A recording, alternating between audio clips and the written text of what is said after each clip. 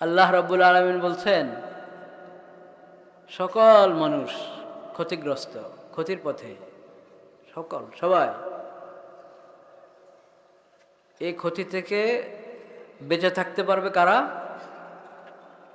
ক্ষতি থেকে বেঁচে থাকতে পারবে শুধু ওই মানুষরা যাদের মধ্যে 4টা গুণ আছে। কয়টা গুণ? 4টা। 4 গুণ যার মধ্যে আছে সেই ক্ষতি থেকে বেঁচে যাবে, যার মধ্যে নাই সে ক্ষতি থেকে বাঁচার কোনো উপায় নাই। দুনিয়াতেও ক্ষতিগ্রস্ত, আখিরাতেও ক্ষতিগ্রস্ত। যদি লাভের রাস্তায় যেতে চাও, সফলতার রাস্তায় যেতে চাও, মুক্তির রাস্তায় যেতে চাও, তাহলে কটা সিফত থাকতে হবে? 4টা সিফত। ইল্লাল্লাযীনা আমানু, 1, ওয়া আমিলুস সালিহাত, 2, ওয়া তাওয়াসাউ বিল হক, 3, ওয়া তাওয়াসাউ বিস সাবর, 4। ঈমান প্রথম হলো কি? ঈমান গ্রহণ করতে হবে, ইসলাম ধর্মে প্রবেশ করে পাক্কা মুমিন হতে হবে। ঈমান প্রথম সিফত কি? ঈমান। ইল্লাল্লাযীনা আমানু ওয়া আমিলুস সালিহাত, দ্বিতীয় হলো নেক আমল। দ্বিতীয় কি? 3, ওয়া তাওয়াসাউ বিল হক, হকের উপর মজবুত থাকতে হবে। একা হকের উপরে থাকলেও হবে না, নিজেও থাকবে হকের উপরে, অন্যদেরকেও হকের উপরে থাকার জন্য বলবে, তাকিদ করবে, একে অপরকে বুঝাবে হকের উপরে থাকার জন্য, একে অপরকে সহযোগিতা করবে। কটা হলো? 3টা। 1 নম্বর ঈমান, 2 নম্বর আমলে সালেহ, নেক আমল, 3 হকের উপর মজবুত থাকা এবং পরস্পর হকের উপরে থাকার জন্য উপদেশ দেওয়া, তাকিদ করা, সহযোগিতা করা। 4, ওয়া তাওয়াসাউ বিস সাবর, ঈমানের রাস্তায় থাকতে হলে, নেক আমলের উপরে নিয়মিত মজবুতির সাথে, দৃঢ়তার সাথে নেক আমল ধরে রাখতে হলে, হকের উপরে মজবুতির সাথে থাকতে হলে বিভিন্ন পেরেশানি আসে, কষ্ট আসে, বাধা আসে, বিভিন্ন অবস্থার সম্মুখীন হয় মানুষ, পরীক্ষার সম্মুখীন হয়। তখন হকের উপরে থাকা অনেক কষ্ট হয়ে যায়। এমন অবস্থায় ধৈর্যহারা হয়ে হক ছেড়ে দিলে হবে? তখনও কি করতে হবে? সবর ধরতে হবে, ধৈর্য ধরতে হবে, ধৈর্য ধরে হকের উপরে মজবুত থাকতে হবে। চতুর্থ গুণ হলো সবর। নিজেও সবর করবা, অন্যকে সবরের জন্য বলবা, সবর করতে তাকিদ করবা, যে অধৈর্য হয়ে হক ছাড়া যাবে না। যেমন হালাতের সম্মুখীন হই, হকের উপরে মজবুত থাকবো, সবরের সাথে থাকবো। তাহলে ঈমান, নেক আমল, হকের উপরে মজবুত থাকার জন্য একে অপরকে তাকিদ করা, সহযোগিতা করা, এবং সবর অবলম্বন করার জন্য, নিজে সবর অবলম্বন করা, সবর অবলম্বন করার জন্য একে অপরকে তাকিদ করা এবং কি সহযোগিতা করা। এই 4টি গুণ যার মধ্যে থাকবে সে ক্ষতি থেকে বেঁচে যাবে, সে লাভবান। 4টি গুণ যার মধ্যে নাই সে ক্ষতিগ্রস্ত। এজন্য আমাদের সবাইকে এটার ফিকির করতে হবে যে আমি যেন মজবুত ঈমানওয়ালা হয়ে যাই। নেক আমলের প্রতি যত্নবান হতে হবে। নেক আমল কাকে বলে? নেক আমল কাকে বলে? একজন বলবেন নেক আমল কাকে বলে? ভালো আমল কি? হ্যাঁ, নেক আমল নামাজ, হ্যাঁ, আর রোজা, যাকাত, আর হ্যাঁ হ্যাঁ কোরআন তেলাওয়াত, আর সহযোগিতা করা, আর আচ্ছা, মানে যাই বলা হচ্ছে সব হলো করণীয়, মানে যেটা যেটা করা দরকার ওই তালিকায় পেশ করছে সবাই, তাই না? নেক আমল হলো করণীয়টা করা, বর্জনীয়টা বর্জন করা, দুইটা মিলে নেক আমল। যেগুলো করার ওগুলো করতে হবে, যেগুলো ছাড়ার ওগুলো ছাড়তে হবে, তাহলে নেক আমল হলো। করারগুলো করতে থাকলাম, ছাড়ারগুলো একটাও ছাড়লাম না, এটা আধা নেক আমল হলো। নেক আমলের অর্ধেক হলো, অর্ধেক হলো না। নেক আমল বলা হয় করণীয়টা করা, বর্জনীয়টা বর্জন করা। সুদ ছাড়তে হবে, ঘুষ ছাড়তে হবে, ধোঁকা ছাড়তে হবে, প্রতারণা ছাড়তে হবে, ভেজাল ছাড়তে হবে, মিথ্যা ছাড়তে হবে, মাপে কম দেওয়া ছাড়তে হবে, অন্যের হক নষ্ট করা ছাড়তে হবে, অন্যের উপরে জুলুম করা ছাড়তে হবে, আমানতের খেয়ানত করা যাবে না। যত বর্জনীয় ওগুলো ছাড়তে হবে, যত করণীয় ওগুলো করতে হবে। এই দুইটা মিলে হলো নেক আমল, আমিলুস সালিহাত, আমিলুস সালিহাত। পর্দা করতে হবে, বেপর্দা হওয়া যাবে না। পর্দা করতে হবে, বেপর্দা হওয়া যাবে না। পর্দা শুধু মহিলাদের কাজ, তা না? হ্যাঁ, শুধু মহিলাদের? সবার উপর। পুরুষের জন্য পর্দা ফরজ, মহিলার জন্য কি পর্দা ফরজ। এটা তো আলেম ওলামার এলাকা, এখানে এই কথা বলারই দরকার না যে কার কার সঙ্গে পর্দা করতে হয়, বলার দরকার আছে না? আপনারা সব জানেন, সব জানেন। চাচির সাথে পর্দা আছে? চাচির সামনে যাওয়া জায়েজ আছে? ফুফির সামনে যাওয়া জায়েজ আছে, খালার সামনে যাওয়া জায়েজ আছে, মামির সামনে যাওয়া জায়েজ দেয়। মামির সামনে যাওয়া যাবে না, চাচির সামনে যাওয়া যাবে না, খালা শাশুড়ি যাওয়া যাবে না। শাশুড়ি শুধু একজন। শাশুড়ি কজন? একজন। আপনার স্ত্রীর মা, উনি হলেন শাশুড়ি। আর যত বলেন এই শাশুড়ি সে শাশুড়ি, এগুলো হলো বাঙালি শাশুড়ি। কিতাব কোরআন এগুলোর শাশুড়ি বলে না। একটা দূর সম্পর্কে আত্মীয়তা আছে, সেটার হক আদায় করেন, আপনি খোঁজ খবর নেন, সহযোগিতা করেন, দোয়া করেন। কিন্তু শাশুড়ি বলে যে মনে করবেন যে আমার বিশেষ আত্মীয় হয়ে গেছে, এখন সামনে যেতে পারবো, এই ধারণা ঠিক? খালা শাশুড়ি, মামি শাশুড়ি, চাচি শাশুড়ি, ফুফি শাশুড়ি, আরও কত শাশুড়ি দুনিয়াতে আছে। কোনো শাশুড়ি শাশুড়ি না। পর্দার দিক থেকে কোনো শাশুড়ি কি না? শাশুড়ি না। সবার সঙ্গে পর্দা করতে হবে। এরকমভাবে আপনার স্ত্রীর জন্য শ্বশুরকে, শুধু আপনার বাপ, আপনার বাপ হলো শ্বশুর, আপনার চাচা, ওনার চাচা শ্বশুর, আপনার খালু, ওনার খালু শ্বশুর। বলেন আমাদের দেশে তো সবই শ্বশুর, বিশাল তালিকা শ্বশুরের, কিন্তু ওই তালিকা কোনো দাম নেই, পর্দার ক্ষেত্রে কোনো কি নেই। চাচা শ্বশুরের সামনে যাওয়া যাবে না, খালা শাশুড়, খালু শাশুড়ের শ্বশুরের সামনে যাওয়া যাবে না, মামা শ্বশুরের সামনে যাওয়া যাবে না, ফুফা শ্বশুর মানে আপনার স্ত্রীর ফুফা, ওনার সামনেও যাওয়া যাবে না। দেওর স্ত্রীর জন্য, আপনার স্ত্রীর জন্য বাসুর বলেন আর দেওর বলেন, এসব হলো হাদিসের ভাষায় হলো আল হামু, আল হামু। হাদিস শরীফে রসুল করিম সাল্লাল্লাহু আলাইহি ওয়াসাল্লাম বলেছেন আল হামু আল মাউতু, আল হামু আল মাউতু। যে তোমার স্বামীর দিক থেকে যারা তোমার আত্মীয়, মানে তার ভাই, তার বড় ভাই, তার ছোট ভাই, সে বড় ভাই হলে সবই তো তার ছোট হবে, না সে ছোট হলে তার সব, বাকি সবাই কি তার বড়। তোমার স্বামীর আপন ভাইরা কেউ তোমার স্ত্রীর জন্য কিনা মাহরম না।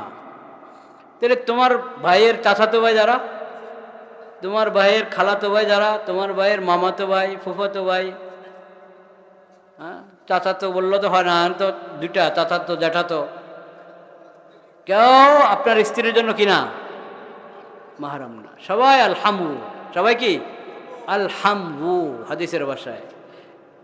তোমার স্বামীর মাধ্যমে তার যত ছোট বড় ভাই আত্মীয় হয়েছে তোমার, এরা পর্দার আত্মীয় না, এদের সঙ্গে পর্দা করা কি ফরজ, পর্দা করা ফরজ।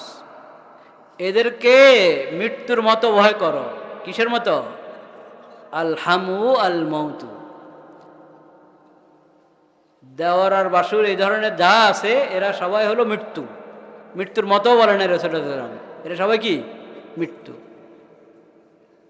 মৃত্যুর মতো এভাবে বলা হয়নি, কাল মৌতি বলে না। দেখেন যদি হাদিসের শব্দটা হয়তো আল হামু কাল মৌতি, দেওয়ার বাসুররা মৃত্যুর মতো, হাদিসে বলে না যে মৃত্যুর মতো, বলেছে একবারে সাক্ষাৎ মৃত্যু। তুমি মরে যাওয়া যেমন মুসিবত, ঠিক ওরকম মুসিবত যদি তুমি দেওয়ারের সাথে দেখা দাও, মরে যাওয়া যেমন মুসিবত, ঠিক ওরকম মুসিবত যদি বাসুরের সাথে দেখা দাও। এখন যদি আপনার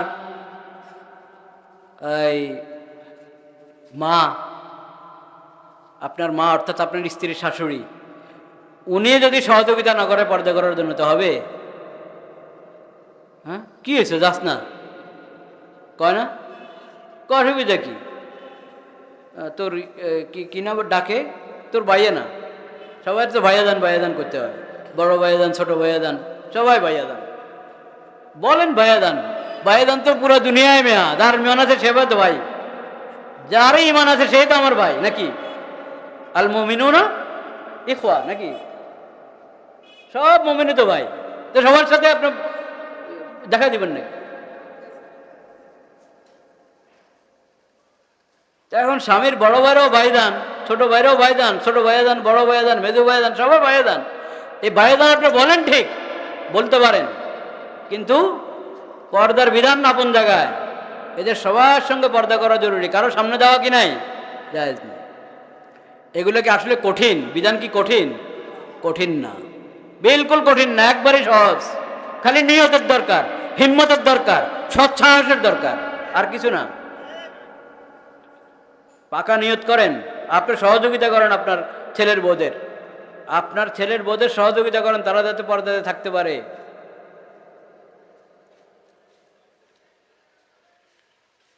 একবারই সহজ। বলবেন যে শাশুড়ি অনেক সময় অসুস্থ থাকে, তো এখন দেওরদেরকে কে খাবার আগায় দিবে? দেওরদেরকে আগায় দিতে হবে কেন খাবার?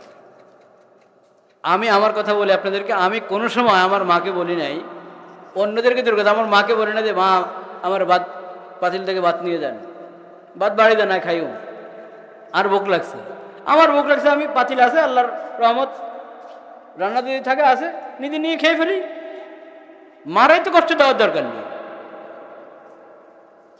আবার আপনার ভাবেই আপনাকে দিতে হবে খাবার, এটা কেমন কথা?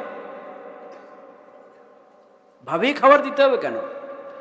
আচ্ছা, তারপরও দেখেন শরীয়ত কিন্তু কঠিন করে নাই, শরীয়ত কঠিন করে না। আমি না বললাম যে দেওয়ার দরকার কি, কথা ঠিক, যৌক্তিক কথা, কিন্তু এরপরও সবার কি আর একরকম হয়নি।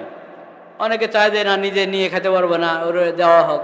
তখন ওর মা আপনার অসুস্থ, দিতে পারছে না, তো ঘরে ভাবি আছে, ভাবিই দিবে, তো ঠিক আছে ভাবি দেখ, ভাবি খাবার প্রস্তুত করে, দস্তরখান প্রস্তুত করে রান্না করে চলে যাক, আরেক কামরায় ওর কামরায় ঢুকে যাক, প্রস্তুত করে দস্তরখান বিছিয়ে গেছে, সে সরে গেল, বাস তুমি যাও সালাম দিয়ে আওয়াজ করে সামনে যাও, দস্তরখান প্রস্তুত, তুমি খাও। আচ্ছা, আরেকটা আছে আচিনার কামরা, সামনের কামরায় বসে খাবা, তো মাঝের দরজাতে পর্দা লাগানো আছে, তো ঠেলে ঠেলে বাসনগুলো দাও ওইদিকে, পর্দার আড়াল থেকে বাসন পেলা দিয়ে দাও ওইদিকে, সে ওইদিকে বসে খাবে। মানে ইচ্ছা করলে সবই সহজ, শুধু নিয়তের দরকার। এই যে পর্দার বিধানকে কেন যে এত হালকা মনে করি আমরা অনেকে, নিশ্চয়ই এই এলাকা হবে না এরকম, কারণ এটা তো দেখি সব দিকে কত মাদ্রাসা, মাশাআল্লাহ, আলেমুল আমাদের দেশ, নিশ্চয় এখানের মাস্তুরাত পর্দা লঙ্ঘন করেন না, পর্দা করে চলেন, এবং সবাই পুরুষরা সহযোগিতা করে থাকেন, এরকমই হবে ইনশাআল্লাহ। আল্লাহ তাআলা সবাইকে তৌফিক দান করেন। তো আমি বললাম আমিলুস সালিহাত, মানে মুক্তি পাওয়ার জন্য, সফলতার জন্য 4 গুণের দ্বিতীয়টা কি? নেক আমল। এই নেক আমল করণীয়টা করা, বর্জনীয়টা কি? বর্জন করা। এটা মনে রাখতে হবে। হকের উপরে থাকতে হবে সবসময়। এটা বড় পরীক্ষা, অনেক পরীক্ষা আসে হকের উপরে থাকার ক্ষেত্রে। মানুষ যতক্ষণ নিজের মনের মতে হককে পায় তখন সহজে মেনে নেয়। হক যখন নিজের মনের বিরুদ্ধে যায় তখন আর সহজে মানতে পারে না। মন হকের ফয়সালা যা আমার মনেও চায় তা, তাইলে তো হক মানা অনেক সহজ। তখন কি হক মানে না, না মানে এটার পরীক্ষা হয়? পরীক্ষা কখন হয়? পরীক্ষা হয় তখন যদি বলেন হকের দাবি একটা, আমার মনের দাবি আরেকটা। আমার মনে চায় অন্যটা, হকের দাবি যেটা আমার মনের চায় অন্যটা। হকের দাবি আর আমার মনের চাহিদা এই দুটো যদি বিরোধ লাগে তখন হলো ইমানের পরীক্ষা। তখন ইমানের পরীক্ষা, তখন হককে আমি পছন্দ করি কিনা, হকের মহব্বত আমার মধ্যে আছে কিনা, হকের উপর আমি থাকতে চাই কিনা, তখন হলো পরীক্ষা। ওই পরীক্ষাতে পাশ করতে হবে। এমনি সবসময় আপনি হকের সঙ্গে আছেন, ওটা পরীক্ষা না মেয়া। পরীক্ষা হলো যখন হক আপনার বিরুদ্ধে পড়বে, আপনার মনের বিরুদ্ধে যাবে যখন হকের ফয়সালা, তখন আপনি হকের ফয়সালা গ্রহণ করেন কিনা, ওটা হলো পরীক্ষা। তখন হকের উপরে থাকা মজবুতির সাথে, তখন সবর ধরে হকের উপরে থাকা, এটা হলো হকের উপরে থাকার নাম। আল্লাহ তাআলা আমাদের সবাইকে তৌফিক নসিব করে। ছোট্ট একটা হাদিস বলে আমি শেষ করে দিচ্ছি। রাসূল করিম সাল্লাল্লাহু আলাইহি ওয়াসাল্লাম বলেছেন, আরবাউন ইযা কুন্না ফীকা ফালা আলাইকা মা ফাতাকা মিনাদ দুনিয়া। 4টা গুণ হাসিল করো। এই 4টা তো শুনলেন, আগে 4টা শুনছেন না? ওই 4টার মধ্যে দ্বিতীয়টা কি বলেন? দ্বিতীয়টা নেক আমল, আমলে সালেহ। শুনেন নাই? এই আমলে সালেহের মধ্যে তো বিশাল তালিকা, করণীয় বর্জনীয় তালিকা লম্বা না? 4টার কথা রাসূল করিম সাল্লাল্লাহু আলাইহি ওয়াসাল্লাম বিশেষভাবে বলেছেন। 4টা জিনিস তোমার মধ্যে যদি থাকে তাহলে দুনিয়ার কি পেলা নামে কোনো আফসোস করো না। 4টা জিনিস। 1 নম্বর সিদকু হাদিসিন ওয়া হিফজু আমানাতিন ওয়া হুসনু খালিকাতিন ওয়া ইফফাতুন ফি তু'মাতিন। 4টা। সিদকু হাদিসিন, সত্য বলবা, বাস। যত মিথ্যা পরিহার করো, মিথ্যা থেকে বেঁচে থাকো, সত্য বলবা, সিদকু হাদিসিন। হিফজু আমানাতিন, আমানত রক্ষা করো। আমানত কি জিনিস? 10,000 টাকা একজন আপনার কাছে দিয়েছে, ভাই আমানত রাখো না, এটা হলো আমানতের একটা প্রকার। আমানত আরো অনেক বিস্তৃত বিষয়, অনেক বিশাল বিষয়। আপনার উপরে যতজনের যত হক আছে, প্রতিটা হক এক একটা আমানত। প্রতিটা হক এক একটা কি? আমানত। আপনার যে ডিউটি, যে দায়িত্ব, এই দায়িত্বটা, ডিউটিটা আমানত। আপনি চাকুরিজীবী, তাই আপনার যেখানে চাকুরি করেন এতটা থেকে এতটা আপনার ডিউটি। এই 6 ঘন্টার ডিউটি কথার কথা, বা 8 ঘন্টার ডিউটি। এই 8 ঘন্টার 6 ঘন্টার প্রতিটা মিনিট এক একটা আমানত।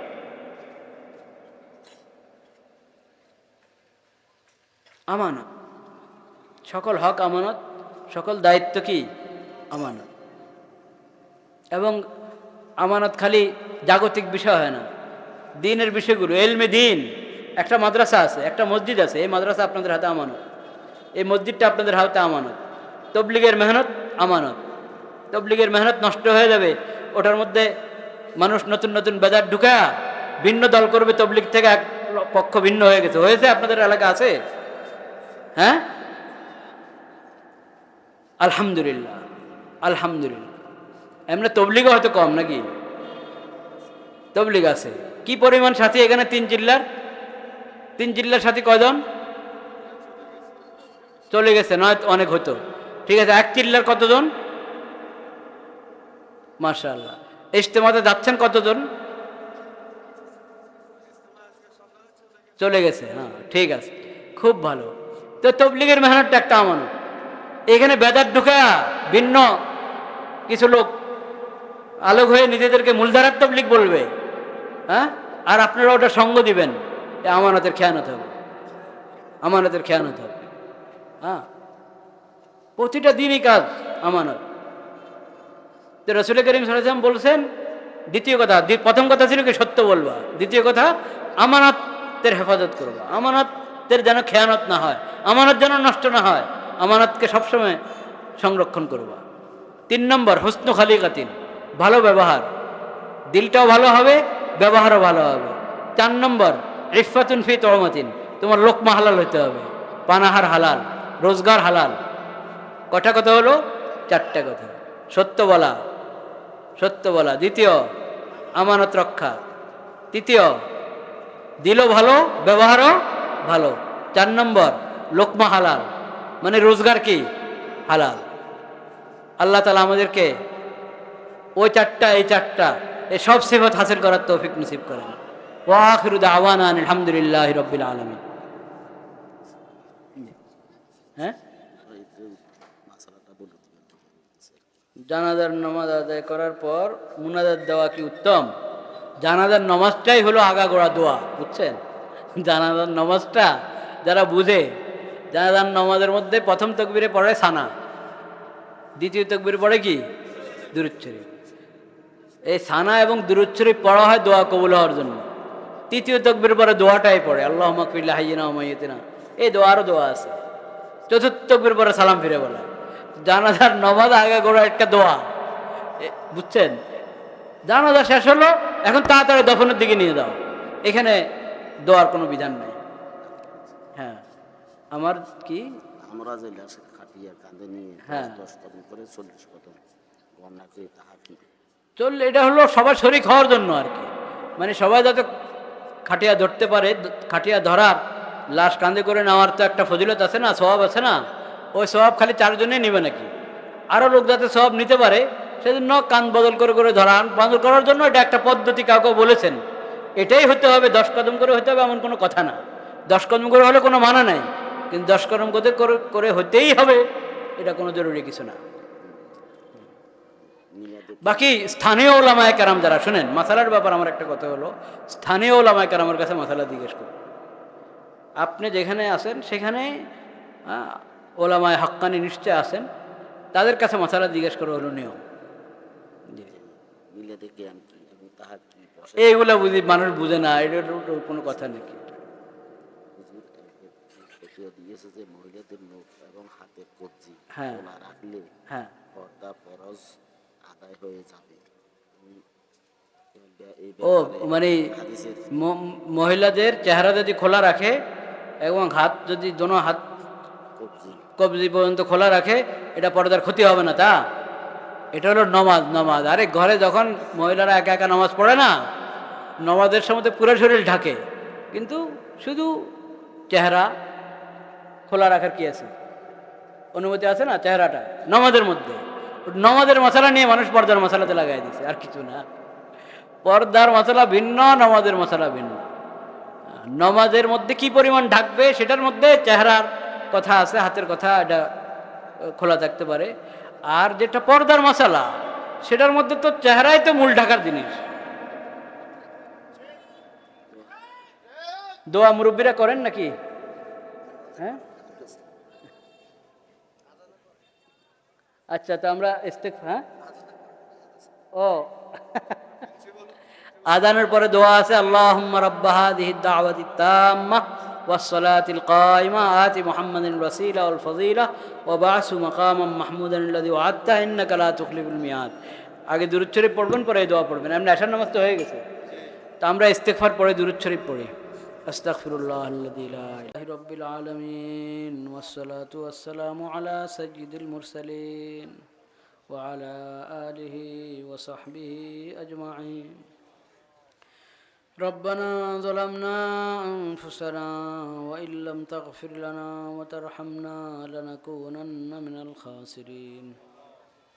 ربنا آتنا في الدنيا حسنة وفي الآخرة حسنة وقنا عذاب النار. ربنا لا تزغ قلوبنا بعد إذ هديتنا وهب لنا من لدنك رحمة إنك أنت الوهاب. ইয়া আল্লাহ, আপনি মেহেরবানি করে আমাদের সবাইকে কবুল করেন। ইয়া আল্লাহ, আমাদের সকলের সমস্ত গুনাহ খাতা মাফ করে দেন। ইয়া আল্লাহ, আমাদের সকল মুমিন মুসলমানের সমস্ত গুনাহ খাতা মাফ করে দেন। আল্লাহ, আমাদেরকে ক্ষমা করেন। মাগফিরাত করেন মাওলা, মাগফিরাত করেন আল্লাহ, ভরপুর মাগফিরাত করেন আল্লাহ। যে মুরব্বীরা কবরে চলে গেছেন তাদের কবরকে নূর দিয়ে ভরে দেন, তাদের কবরকে জান্নাতের বাগিচা বানিয়ে দেন, তাদের সবাইকে জান্নাতুল ফিরদাউস নসিব করেন। আমাদের অনেক বড় বড় আলেমরা মুরব্বীরা চলে গেছেন। কুমিল্লার হজরত মৌলানা আশরাফ আলী সাহেব রহমতুল্লাহ চলে গেছেন। সিলেট হবিগঞ্জের হজরত মৌলানা তাফাজুল হক সাহেব চলে গেছেন। আরও অনেক মুরব্বীরা এই এলাকার অন্যান্য এলাকার কবরে চলে গেছেন। আল্লাহ আপনি সবার মাগফিরাত করেন, সবার দরাজাত বুলন্দ করেন। ইয়া আল্লাহ সবাইকে জান্নাতুল ফিরদাউসে জায়গা নসিব করেন। ইয়া আল্লাহ যারা হায়াতে আছেন তাদেরকে সুস্থতা দান করেন, শক্তি সামর্থ্য দান করেন। আল্লাহ আপনি আফিয়ত সালামতের সাথে সেহাত কোদের সাথে তাদেরকে দীর্ঘ নেক হায়াত দান করেন। আমরা সবাই নিজেদের মা বাবার জন্য দোয়া করি।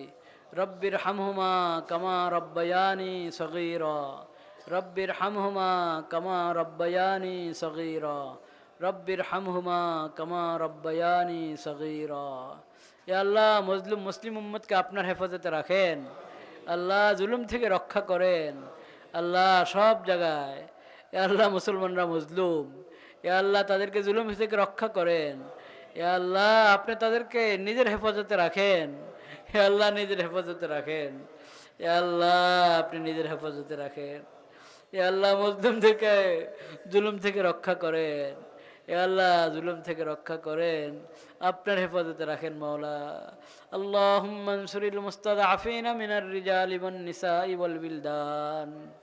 اللهم انصر المستضعفين من الرجال والنساء والولدان. اللهم انصر المستضعفين من الرجال والنساء والولدان. اللهم اجعل لهم من لدنك وليا واجعل لهم من لدنك نصيرا.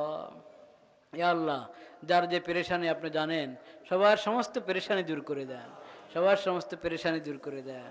ইয়া আল্লাহ যার যে নেক তামান্না আপনি গায়েব থেকে পুরা করে দেন, যার যে জরুরত আপনার জানা আছে সবার সব জরুরত পুরা করে দেন। যারা ঋণগ্রস্ত তাদের ঋণ আদায় করে দেন। যার যে ঠেকা আছে আল্লাহ সবাইকে আপনি মেহেরবানি করে উদ্ধার করেন আল্লাহ, উদ্ধার করেন।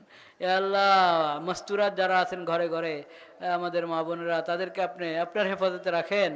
এ আল্লাহ তাদেরকে মাগফিরাত করেন। এ আল্লাহ তাদেরকে আদর্শ মা হওয়ার তৌফিক নসিব করেন।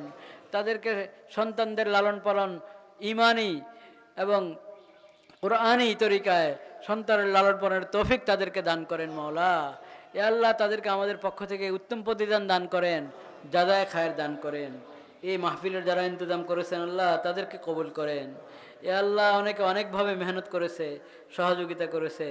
এ আল্লাহ আল্লাহ আপনি মেহেরবানি করে সবাইকে উত্তম প্রতিদান দান করেন। প্রশাসনের সহযোগিতা পেয়েছেন এখানে যারা ইন্তজাম করেছেন তারা, আল্লাহ ওই ভাইদেরকেও আপনি কবুল করেন। ওই ভাইদেরকে বেশি বেশি দিনের খেদমত করার তৌফিক নসিব করেন।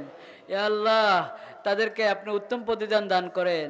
ইয়া আল্লাহ তাদেরকে আপনি ইজ্জত বাড়িয়ে দেন, সম্মান বাড়িয়ে দেন। বেশি বেশি আপনার দিনের খেদমত করার তৌফিক নসিব করেন, মজলুমদের পাশে দাঁড়াইবার তৌফিক নসিব করেন। ইয়া আল্লাহ আপনি মেহেরবানি করে আরও যারা যে কোনোভাবে এই মাহফিলের অন্য অন্য দিনী কাজের মাদ্রাসার মসজিদের গরিবদের এতিমদের সহযোগিতা করে থাকে, এ আল্লাহ আপনি মেহেরবানি করে সবাইকে আপনার হেফাজতে রাখেন। এ আল্লাহ এখন এই শীতের মৌসুমে কতজনে শীতে কষ্ট পাচ্ছে, যে বেড়া খেয়াল করে করে ওদেরকে একটা কম্বল দিয়ে দিল, কোনো ধরনের শীতের সামান দিয়ে দিল, আল্লাহ আপনি তাদেরকে বেশি বেশি তৌফিক দান করেন। এ আল্লাহ আপনি তাদেরকে উত্তম প্রতিদান দান করেন। এ আল্লাহ আপনি তাদেরকে আখিরাতে আপনার কাছে জান্নাতুল ফিরদাউসে জায়গা দান করেন মাওলা। اللهم إنا نسألك من خير ما سألك منه نبيك وعبدك محمد صلى الله عليه وسلم ونعوذ بك من شر ما استعاذك نبيك وعبدك محمد صلى الله عليه وسلم وأنت المستعان وعليك البلاغ ولا حول ولا قوة إلا بالله العلي العظيم. رب اغفر لي ولوالدي ولمن دخل بيتي مؤمنا وللمؤمنين والمؤمنات. رب اغفر لي ولوالدي ولمن دخل بيتي مؤمنا وللمؤمنين والمؤمنات. رب اغفر لي ولوالدي ولمن دخل بيتي مؤمنا وللمؤمنين والمؤمنات. رب أوزعني أن أشكر نعمتك التي أنعمت علي وعلى والدي وأن أعمل صالحا ترضاه وأصلح لي في ذريتي إني تبت إليك وإني من المسلمين. সুবহান রাব্বিকা রাব্বিল ইজ্জাতি আম্মা ইয়াসিফুন ওয়া সালামুন আলাল মুরসালিন ওয়ালহামদুলিল্লাহি রাব্বিল আলামিন আমিন বিরহমাতিকা ইয়া আরহাম। ওয়া আলাইকুম আসসালাম।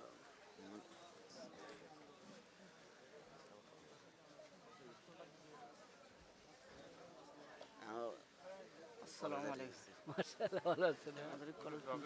আচ্ছা।